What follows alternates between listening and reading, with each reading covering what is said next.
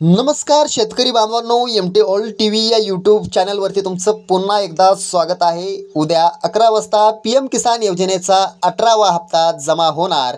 पाहूया संपूर्ण बातमी। पी.एम. किसान योजनेअंतर्गत सुमारे 20,000 कोटी रुपयांचा 18वा हप्ता थेट शेतकऱ्यांच्या खात्यावर वर्ग करण्यात येणार आहे। केंद्रीय कृषी मंत्री शिवराज चौहान आज पत्रकार परिषद बैठक घेऊन ते बोलत होते। सरकारने आतापर्यंत या योजनेअंतर्गत देशभरातील 11 कोटींपेक्षा जास्त शेतकऱ्यांना 3.04 कोटी रुपयांचं वितरण केलं आहे। अनेक दिवसापासून पी.एम. किसान सन्मान निधी योजनेचा 18वा हप्ता कधी येणार याबाबत प्रश्न उपस्थित होत होते। यापूर्वी मोदी यांनी यवतमाळमधून 17व्या हप्त्याचं वितरण केलं।